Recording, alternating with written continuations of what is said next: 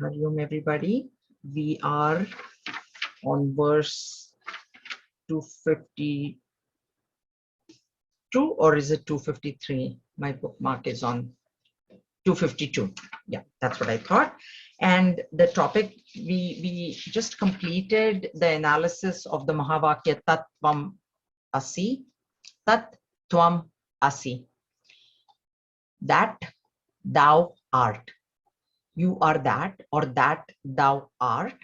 And please remember, the simplest way of remembering the Asi part, the isness, the oneness, is to know what is Jiva and what is Ishvara. Because Tat is referring to Ishvara, Tvam is referring to you or the Jiva.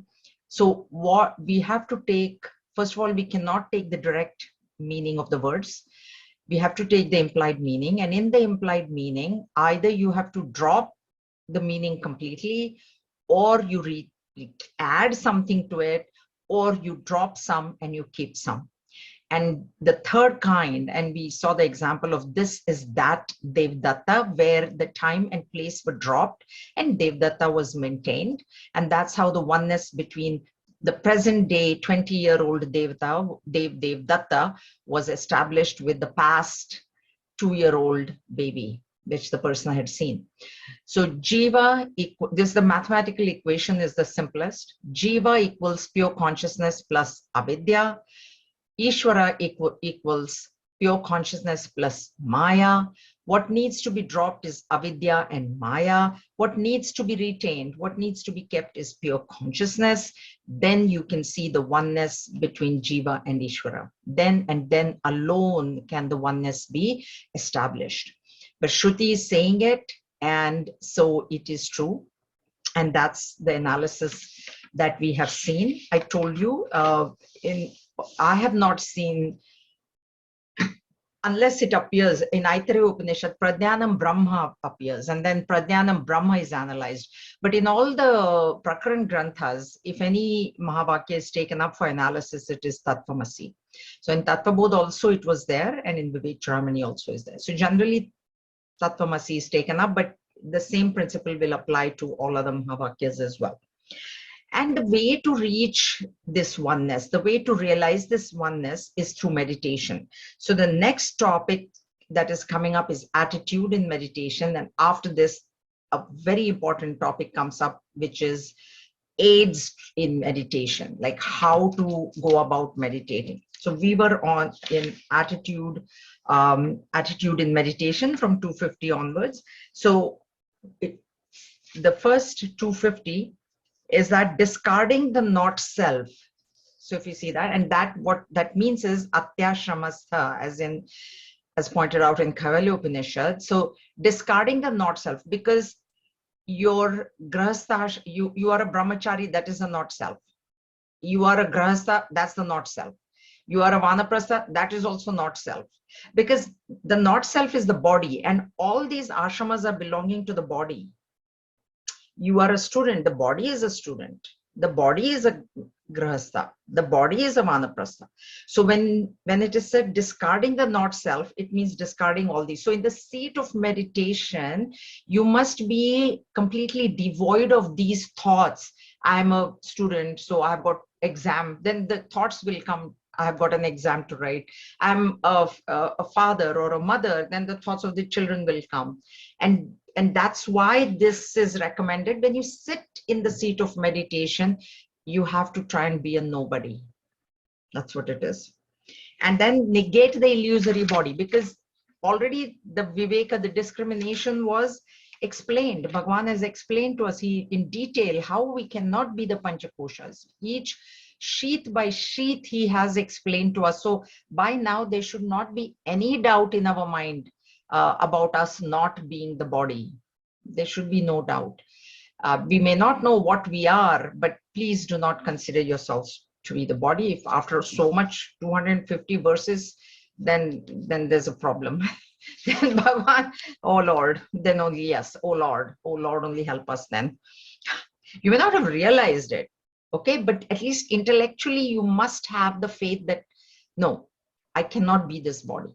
All right.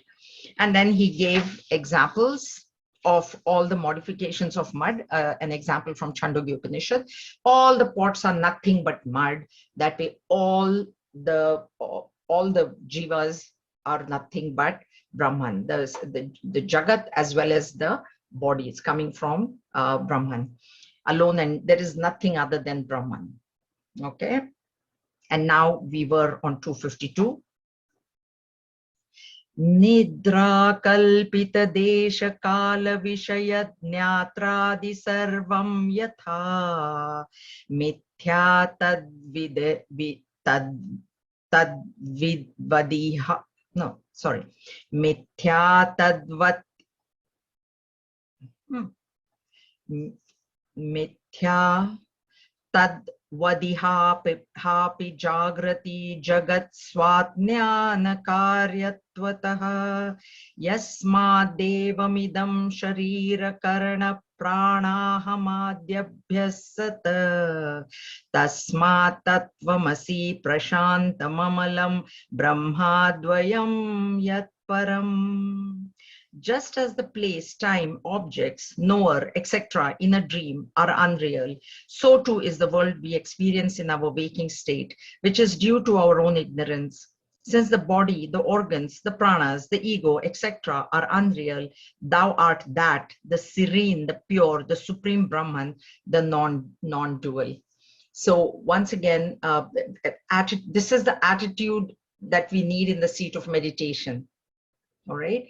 And that's why I've told you that the analysis of the waking, dream, and deep sleep, that is what the rishis did. Those are our instruments. There is nothing outside, right? We are going inside. And that is what they found about dream. And I don't think I need to explain. I've explained this very well. While the dream is going on, it is extremely real to me. And I emote all the emotions at some, not in a one single dream, not that you'll have all, but at some point and another in your life, you would have experienced fear, you would have experienced joy, sorrow, jealousy, anger, frustration, worry, all these emotions that we feel in the waking state, we also experience them in the dream state. And that is why the dream state is made equal to the waking state by the rishis. Means they say that there is really no difference between dream and waking. And while the dream is going on, it is very, very real. Same way, this waking state is going on for all of us, and therefore it is very, very real. And when we wake up from the dream, we come to know that the dream was an illusion. If something becomes an illusion or is proved to be an illusion after the fact, even in the present time, when it was actually going on, it was an illusion only. Though I felt it was real, it was not real. That part is very important to understand. That you cannot say that the dream, while the dream was going on, was very real, and now it got falsified when I woke up. It's not like that. It was not real even while the dream was going on, and we only realized that it is not real once we woke up. So it was only the knowledge aspect. I woke up and then I came to know that whatever I was dreaming is not real. It's exact same principle applies to this waking world right now, because all of us are in this dirgha swapna, this huge, huge dream. We think everything is real. Those masters who woke up to the fourth state of consciousness known as Turiya, and that's what we are going to be trying to do by meditation. We are going to wake up to that fourth state. Once we wake up, we will come to know that this was an illusion, and what is proved to be an illusion at a future date or even in a future birth, it's an illusion even now. It cannot be real now, and then suddenly now it becomes an illusion when I realize my oneness. It cannot be like that. So that is not what it is. And that's why he says, so too is the world we experience in our waking state. Just like dream, we are experiencing everything in the waking. Okay? Which is due to our own ignorance. Ignorance of what? Ignorance of what who I really am. I don't know that. I mean, intellectually, I know I've heard it, but I have not realized it. So this ignorance is not ignorance of, this subject or that subject, not like that in the outside world. It's ignorance of who actually I am. I think in Bhagavad Gita, I told you, see, we really don't know who we are. And then we go on acting in this world. And then it's basically like a drunk person going and, talking whatever, or you being under the influence of some drugs or something. And then you say, and you really don't know what you're saying. And that's what we are also doing actually, because we don't know where we are. We're speaking from the level of the ego all the time. We are behaving, we are acting only from the level of the ego. So, and the ego itself is not real. Since the body, the organs, the pranas, the ego, etc. are unreal here. Ego is unreal. And I've explained it many times.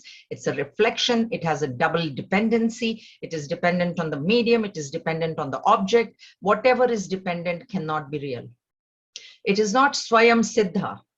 See, pure consciousness has always, Brahman has always been described as Swayam Siddha. It stands on its own legs. It needs nobody else. It doesn't need the reflection. It doesn't need the water. It doesn't need the jar. It doesn't. Electricity can stand on its own. That's what Swayam Siddha is. Electricity doesn't need any appliance. Electricity will be there. But appliances need electricity. This is what it is. That's why all these other things are unreal. Body, etc. Because the body, ego, every pranas, everything need the pure presence of pure consciousness has to be there for the pranas to function, has to be there for the body to function, has to be there for the ego to function. Okay, but pure consciousness can remain this thing. And therefore, in the last line, he emphasizes Tattvamasi. That's why you are that. You are that, because of which all these things are happening. You are not the doer. You are the one because of which doing is happening, because of which speaking is happening, because of which listening is happening, because of which movement of the hands is happening, because of which walking is happening, cooking is happening. You are that. Prashantam amamalam. Prashanta, prakarshena shanta. I told you, that which is beyond shanti and ashanti. It's not shanti, that which is of the nature of absolute bliss, no matter what is happening outside. It doesn't shake. Bhagavad Gita says, Bhagwan says, the greatest of sorrows doesn't shake a realized master. We are constantly shaking.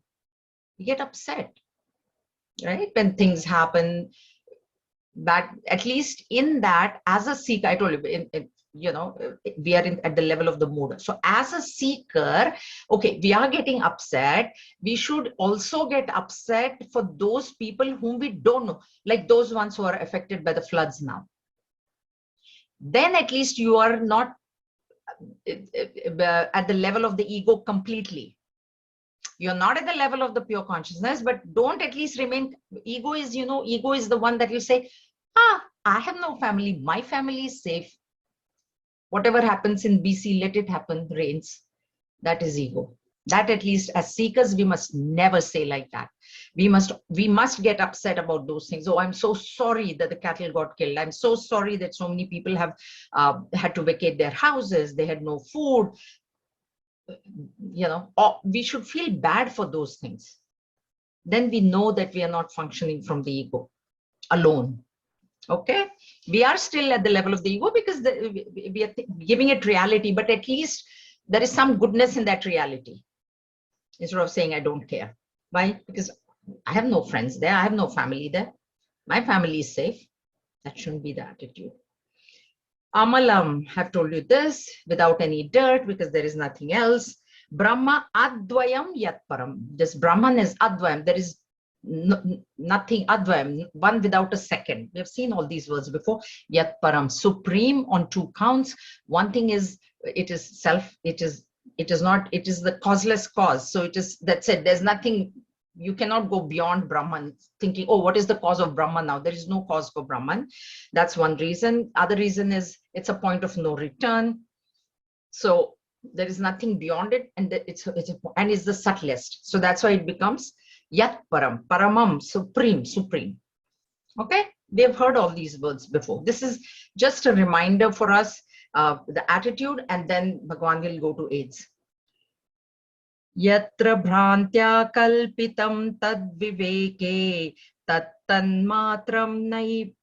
No. Yatra bhrantya kalpitam tad viveke tattanmatram naiva tasmad vibhinnam swapne nashtam swapna vishwam vichitram swasmad bhinnam kinnu drishtam prabodhe.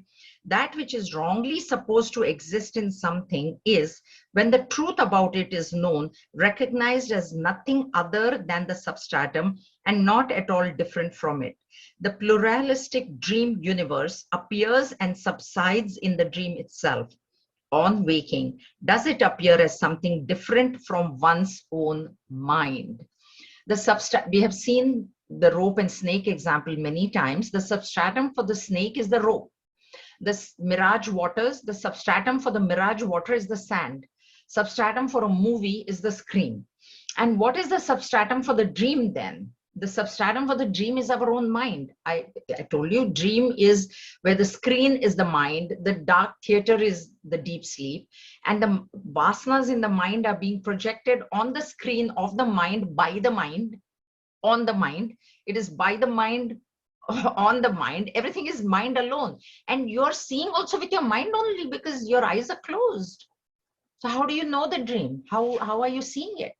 So you are seeing it by the mind. Then to see anything, there has to be some light.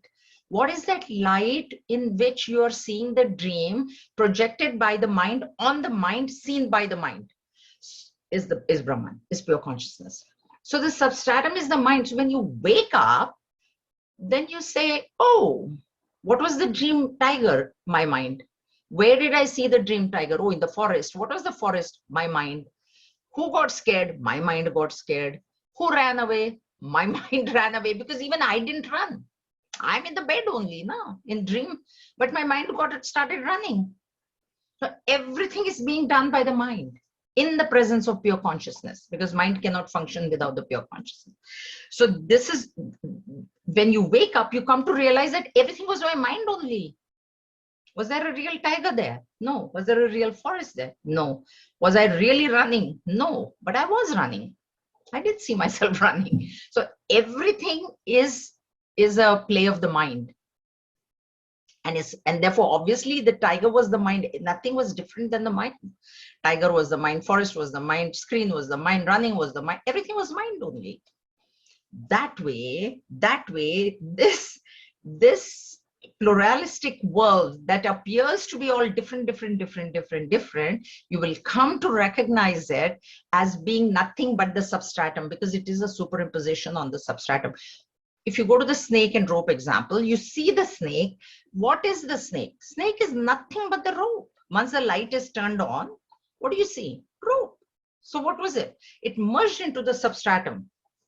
It was nothing but the substratum, the snake. Just like the dream was nothing but the mind, that way this world is nothing but Brahman, but you will only realize it once you wake up to the higher state. Okay, something different. On waking, does it appear as something different from one's mind? Look at your own experience. Was there somebody else? No. All right.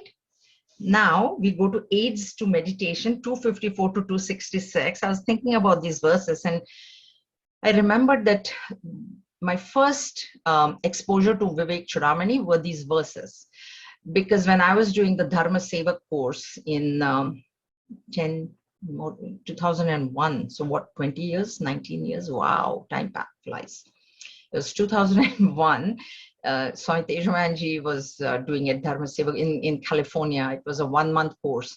And in there, there was somebody who requested Swamiji to take Vivekachudamani. Of course, the full Vivek, because other texts were going on, and so full. So the portion that was chosen was this aids to meditation, and Swami Ishwananji did it for us. 254 to 266. So they actually, I don't think we even had the book. They just photocopied the verses and they gave us. And then that was my first ever, exposure to Vivekachudamani. So this is what, so let's see. There is a very beautiful meter to this, which is in, like, I can imagine Swami Ishwananji chanting it, and I tried, but I couldn't get it. So rather than make a mess of it, I'm just going to go prose. Okay, there is a really nice, really beautifully he sang it, but unfortunately I it's only in my head. I can't bring it out. Jati niti kula gotra duragam nama rupa guna dosha varjitam desha kala vishayati varti yada brahma tattvamasi bhava yatmani. This last line will be repeated in every verse. Okay, Brahma tattvamasi bhava yatmani. So bhava yatmani is what we have to first understand. That which has no caste, creed, family, or lineage, which is without name and form, merit and demerit, which is beyond space, time, and sense objects, that Brahman thou art, meditate on this in your mind. So what is that Vedantic meditation? See, every school of philosophy has their own meditation techniques, you know. And the Vedantic, I've always told you, if it comes to meditation as prescribed by Vedanta, there is no other thought other than Aham Brahmasmi. There is nothing else that you should be thinking about if it is a Vedantic meditation. There are other types of meditation, but they have their own reasons. But Vedantic meditation, this is from the master. So bhavana, meditate on this bhavana. And you know, I on the next page, I just this is so beautifully put by Gurudev that I mean, I don't know whether I can even do any kind of better explanation. Therefore, contemplation is feeling fully what you have understood and understanding fully what you have felt. Feeling full understanding or understandingly feeling is bhavana or contemplation. So what it is, see, there is an intellect that we have, and there is a heart that we have. The heart feels, heart or mind, the heart feels or the mind feels, and the intellect goes into logic, cause and effect, you know, discrimination, that sort of thing, the intellect. So if you are only an intellectual, to begin with, okay, so what is said is, when you sit in the seat of meditation and you're trying to fly off like a bird, every bird has got two wings. A bird cannot fly with one wing. So Gurudev has given us this example of the bird. One wing is jnana, one wing is bhakti. These two wings are required for us to take off from the seat of meditation into that fourth state. And this is what this bhavana is, where intellect and heart or mind have to merge. So it cannot just be an intellectual understanding of the knowledge. You must have that love for it too. And that is what becomes bhavana. And that is what is represented by the spiritual heart, which is pointed out towards the right side of the chest, because the physical heart is on the left side of the chest. But the spiritual heart, which is not a physical heart, it's on the right side. And what it denotes is this thing: feeling full understanding and understandingly feeling. Like, so it's not blind faith. It should not be blind faith. Oh, okay. Though blind faith alone can take you, Sri Nisargadatta Maharaj. Okay. So, but then that faith has to be so strong. With us, what happens is we are kind of half intellectuals. So what happens is, when somebody tells us we don't have the faith, you know, why, how, this is that, all these questions come up.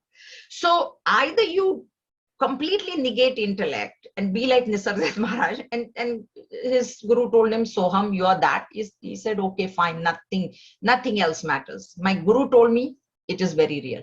We can't. We are neither here nor there, unfortunately. You know, we are not full bhakta also, we're not full intellectual in between. So that's why we need this. So the guru is telling us something, the master is telling us something, then we intellectually understand. That is what Viveka is all about, discriminate. That is what this book is all about. That's why he started telling us right from the beginning. First thing he said, first of all, remember that your human birth is very rare. So don't take it for granted. Don't take it lightly. That's where he started. And then he went on to dissect, like what they say, pulling threads or whatever. Annamaya kosha, all the koshas, the gross body, the subtle, like if you take it from this angle, take it from that angle, take it from whichever angle you take it from, Bhagwan so far has said, you cannot be the not self, which is the body, mind, intellect. Okay. So that is the intellectual understanding. Now we need to have love for that guru, love for that knowledge.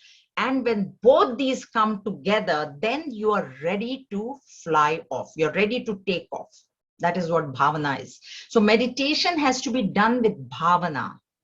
Intellect, I really like this, feeling full understanding or understandingly feeling. Not just blind feeling or not just understanding, dry understanding. Not like that. There has to be that rasa. Guruji says bhakti has got rasa in it. It's like a juicy fruit and jnana is like a dry fruit, no juice. So, so that's what Guruji says. Only jnana means dry fruit, but when you bite into a fruit and that is bhakti. So that's what it is. Now, with this sort of an feeling full understanding or understandingly feeling full, what do I need to know? Jati, niti, kula, gotra, duragam, far away. This Brahman is far away from jati. Jati, species. Okay, so not jati, caste, not. Of course, that also, Brahman has got no caste of Hindu and Muslim and Christian, that is there. But jati here is species. So it's not, Brahman is not a human, Brahman is not animal, Brahman is not plant, Brahman is not inert. That is what jati is, species. Kula, no, niti. Niti is creed, your behavior, niti comes from ninayati, to lead. So there is a code of conduct that we have, right? If it is a student, then there is a certain code of conduct. If there is a grahastha, a certain code of conduct is there. Duragam, it's far away. It has no codes of conduct. Why? Because code of conduct is only with regards to other people. You have to be civil to other people. You have to be, courteous. You have to. So when there is somebody else, this code of conduct comes. There is, of course, the self-discipline, a code of conduct for your own self. But then others are not involved in that. You can have, you must, as spiritual seekers, we must have certain code of conduct. Even if I'm alone, I will not overeat. Even if I'm alone and I can sleep till 10 o'clock, let me just sleep till 10 o'clock every day. Those type of things we must not have. But generally, code of conduct is when we are interacting. Kula, the kind of family. So Brahman has no family. It's one without a second. Gotra refers to each family has it refers to the rishi that we came from. There's Vatsa Gotra and Kaundinya Gotra, if those of who are into horoscopes. So what it is these were the rishis, and we are from their lineage. Every family has this lineage, and therefore when we do pujas in Karma Kanda, this becomes very important. They will immediately ask, what is your Gotra? Even Rudrabhishek you do or anything you do, what is the Gotra? They'll ask, what is this? So that becomes important there in Karma Kanda. And therefore in Vedanta, it is not important because you're trying to become one with that who has no Gotra. So all those rules that apply in Karma Kanda portion, in the ritualistic portion, do not apply in Vedanta. All right, this is why. Nama, Rupa, Guna, Dosha, Varjitam, without. Nama, it is no name. Sant Jnaneshwar has said that even calling pure consciousness Brahman, you have tainted it. If you call it a name, you have tainted it. There's no name. Rupa, form. See, I think just last week I said, first there is a form and then comes a name. Isn't it? There's the form of a chair or the form of a table. Then we say, oh, this is a chair, this is a table, this is a stool. So Brahman being formless, it cannot have a name, because name comes only from form. So if there is a form, definitely there has to be a name. So it's round, it's a ball, it's an iron ball, whatever. So this Rupa is not there. Guna is what? Sattva, Rajas, Tamas. The three gunas.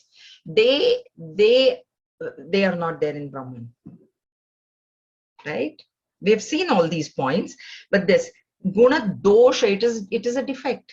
Gunas are defects. When you're trying to reach the supreme reality, even sattva, I told you, even sattva is a defect because it is beyond sattva. So you need to reach sattva and then transcend. So therefore, none of the three, gunas matter there.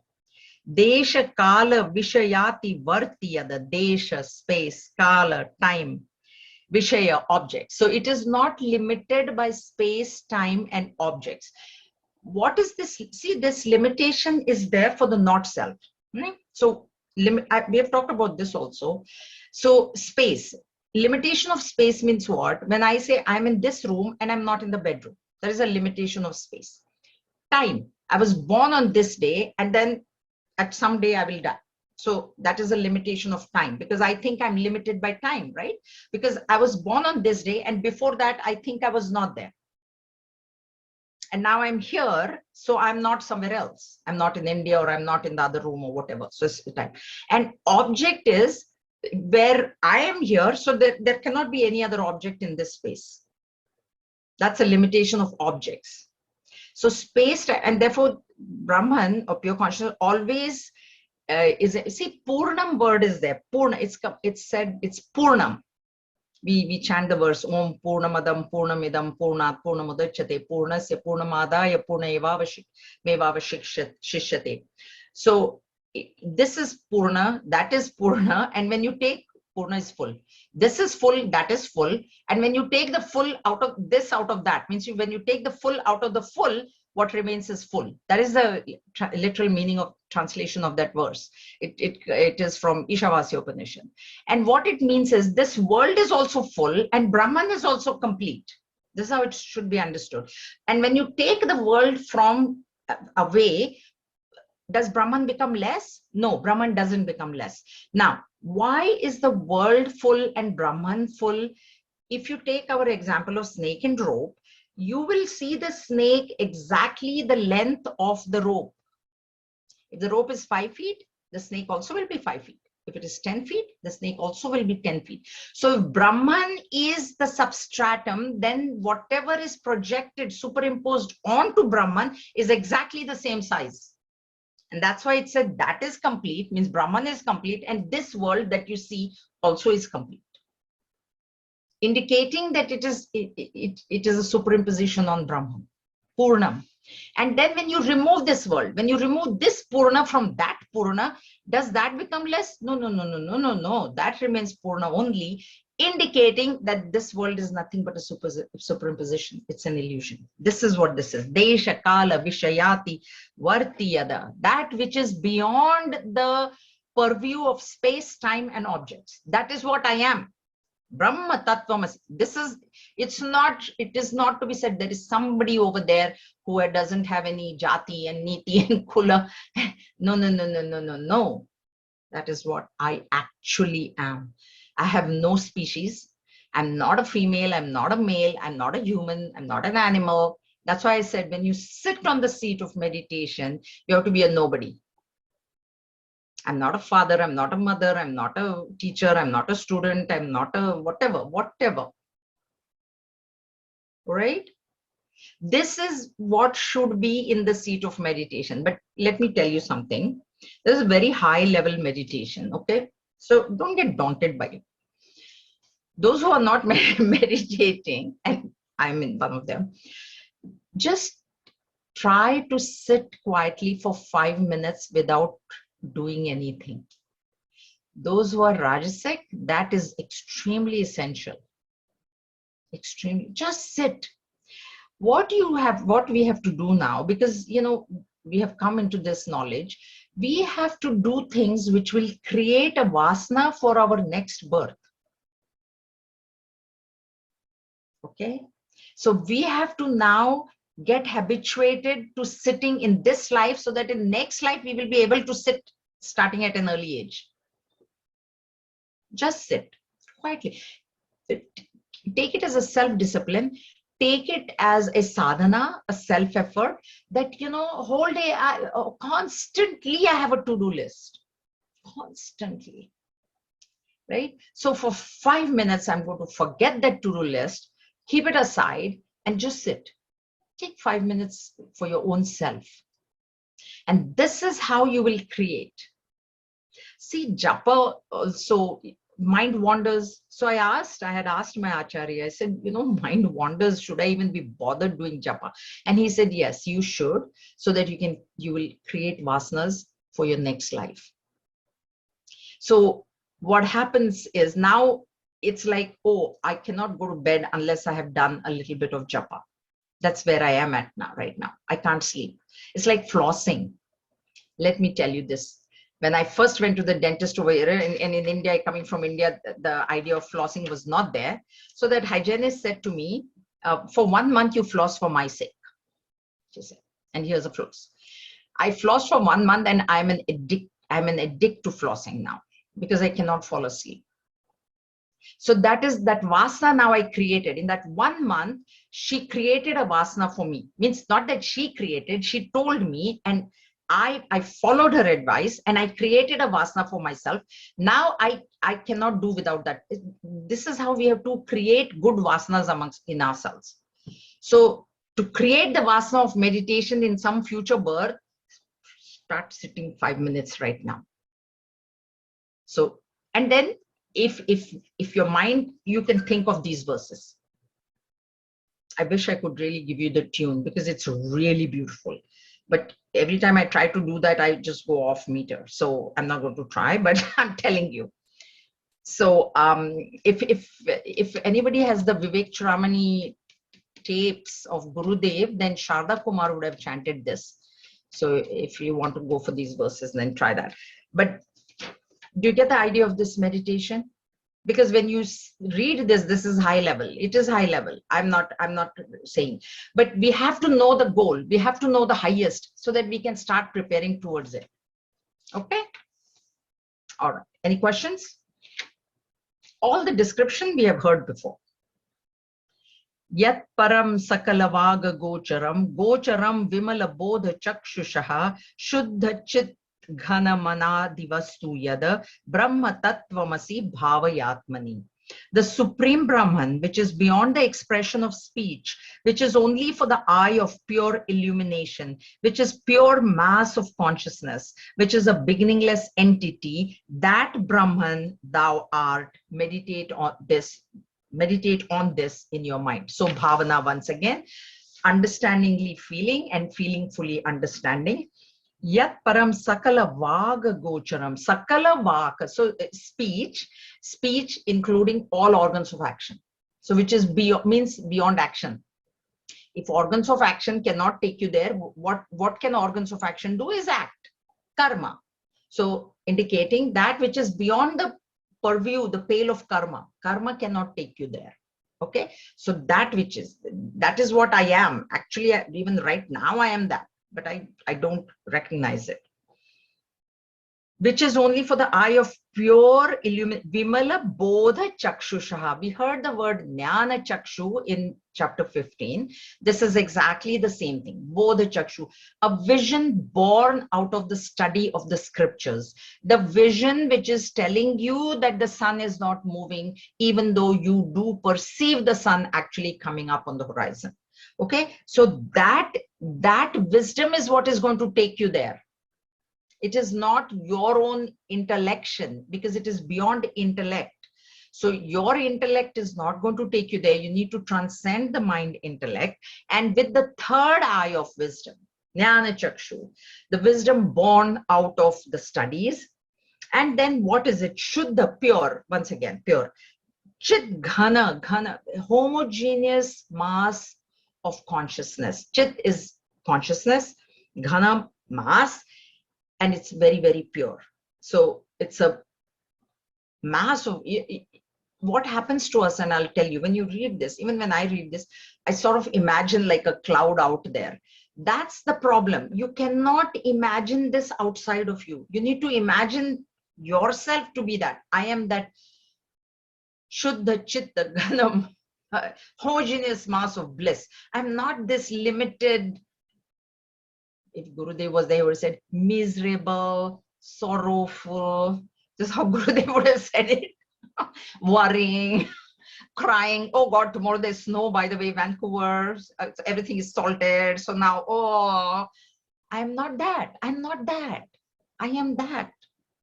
Satchit Ananda principle. At least think big, Vachane kim daridrata. There's one saying in Sanskrit, Mom used to use it. If you're imagining only that, to imagine big things, like if you, like that. So imagine your Brahman. Don't imagine yourself to be Anadi Vastu, Anadi, beginningless. I have no birth. We celebrate birthdays and then we say happy birthday and blah, blah, blue, blue. But actually I'm beginningless. If you really get established in this beginningless principle, the thought of celebrating a birthday, it doesn't appeal anymore. Let me tell you. Those who, take pleasure, I actually went for a 71st birthday and oh man, it was so, oh God, it was like all this fancy thingy at 71. But you know what?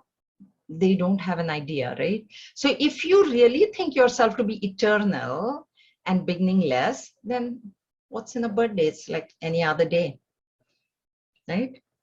That Brahman you are. The one which cannot be reached by speech, indicating all the organs of action, indicating all actions. No action can take you to that state, which is beyond, which is visible only to the eye of pure illumination, jnana chakshu or bodha chakshu, the eye of wisdom, a wisdom born out of the study of the scriptures. And it is a pure I am that pure mass of consciousness. This is how you need to think. Shadbihi urmi bhira yogi rida bhavitam na karanair vibhavitam buddhya vedya manavadya masti yada brahma tattvamasi bhavayatmani. That which is untouched by the 6 waves of sorrow, which the yogi's heart meditates upon, but which is not grasped by the sense organs, that which the intellect cannot know, which is unimpeachable, that Brahman thou art. Meditate on this in your mind. Shadbhi urmihi, urmi waves, shadbhi 6. The 6 waves are at the level of the body, it is death and decay. Those are the 2 waves. Because why? Body is going to decay, body is going to die. Sorry. I mean, that's the real thing. I cannot help it. At the level of the mind, the wave is joy and sorrow. And at the level of the pranas, it is hunger and thirst. These are the 6 urmis or waves which persecute a man or a woman too. A human being gets persecuted by these. Animals too. Animals' body also gets diseased. Then they feel hunger and thirst. And they also feel happy and sorrowful. Their expression may be different than humans, but they do feel all these emotions. So these are the 6 urmis which are not there in me, in Brahman. Okay? And this, the yogis, the rishis, the masters, they meditate on this in their heart, that I am that one who does not have these 6 waves. Waves 2 at the level of the body, 2 at the level of the pranas, and 2 at the level of the mind. I do not have that, and which is not grasped by the sense organs. So earlier he said vaka, and now it's sense organs. So you cannot see, touch, taste, smell, or smell it with the 5 sense organs. You cannot see Brahman, because then you would have objectified Brahman. Brahman is actually the ultimate seer, the subject, and the intellect cannot know. You have to go beyond the intellect. And we tend to remain at the level of the intellect because that is how we have been trained. I mean, it's not, what can you do? Which is unimpeachable, means never ever destroyed, never ever can be given up. We have seen this. That is something which can never be taken on and which cannot be given up. See, what is not me can be given up or taken on. So it's like a headache. If I have a headache, I can get a headache, but I can also get rid of it. If headache was my basic nature, I should not, I have to have a headache constantly. It is not my basic nature. So that's why it's like, if you say sugar, it has to have sweetness. You cannot give some white powder and say this is sugar, and then you taste it. It's like, no, that's not sugar. It's not sweet at all. So sweetness of the sugar, it cannot give up. If it gives up, then it's no longer sugar. That is what this unimpeachable means. If I give up pure consciousness, then that's it. I'm nobody, nowhere. I can give up the body. I can transcend the mind. That's why it is not me.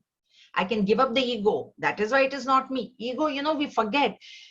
Every minute to minute, ego is changing. Right?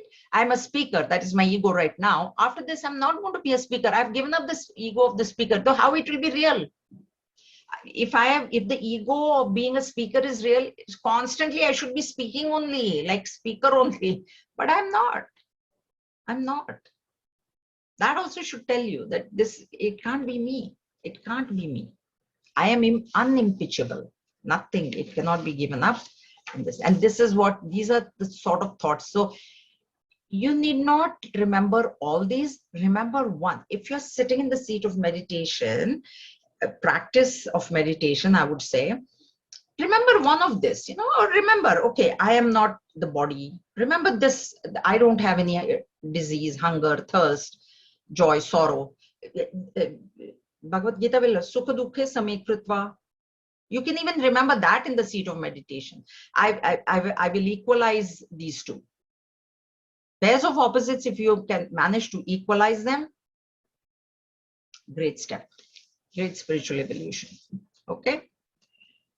Bhranti kalpita jagat kalashrayam swashrayam cha sadasad vilakshanam nishkalam nirupamana vadviyat brahma tattvamasi bhavayatmani. That which is the substratum for the universe and its various aspects, which are all due to delusion, which supports itself, which is other than the gross and the subtle, which has no parts and truly has no comparison, that Brahman thou art. Meditate on this in your mind. Bhranti kalpita jagata kalash. Bhranti kalpita. Bhranti, delusion. Kalpita, imagine. This world is imagined by your mind. Why? Is projected by your mind. Why? Why? Is there the world in deep sleep? Think. Do you know who you are even in deep sleep? You're man, woman, mother, father, rich, poor, worried, not worried, happy, sad. So if the mind is not there, where is the world? That's why it is said that the world is a project. When you wake up, when your mind wakes up, and then you project. Swami Vidyaranya divides this into two, Ishvara Srishti and Jiva Srishti. Very beautiful analysis. Ishvara Srishti is nature.